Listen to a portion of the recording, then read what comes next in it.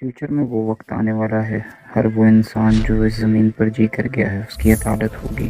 وہ دن judgment day کہلائے گا، جس دن خدا فیصلہ سنائے گا کہ کون فردوس جائے گا اور کون دوزخ میں۔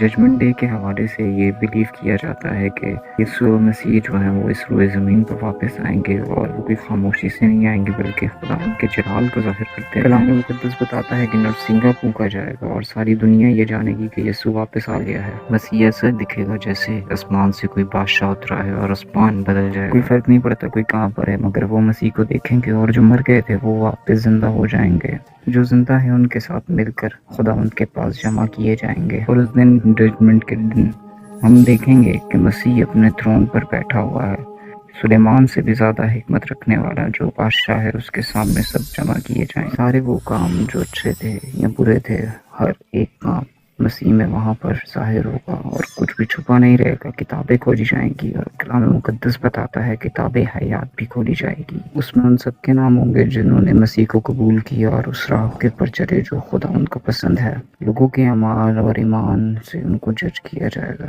ان کے کاموں کو دیکھا جائے گا، ان کی چوائسز کو دیکھا جائے گا۔ وہ دیکھا جائے گا کہ کتنے کائنڈ تھے، لونگ تھے، فورگیونیس کو کتنا رکھتے تھے۔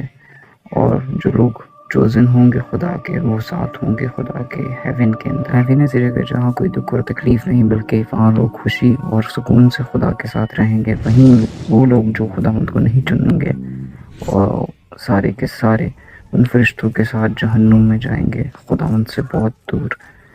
اب یہاں پر بات آتی ہے کہ آپ کی چوائسز کیا ہیں، آج آپ فیصلہ کیا کرتے ہیں اپنی زندگی کے اندر۔ مسیح کا ججمنٹ ڈے بہت ضروری ہے، اور اس دن جو ہے وہ انصاف ہوگا ان سب کا جن کے ساتھ اس زمین کے اوپر بہت غلط ہوا۔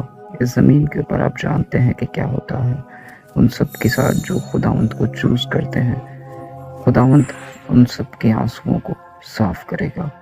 وہ پھر کبھی نہیں روئیں گے، بلکہ وہ خداوند کے ساتھ رہیں گے، اور وہ خداوند میں مگن رہیں گے، کیونکہ خداوند ان کے لیے روشنی ہے، خداوند ان کے لیے ساز و آواز ہے، خداوند ان کے لیے وزڈم ہے، خداوند ہی ان کی وہ راہ ہے جو ہمیشہ کی زندگی تک پہنچتی ہے۔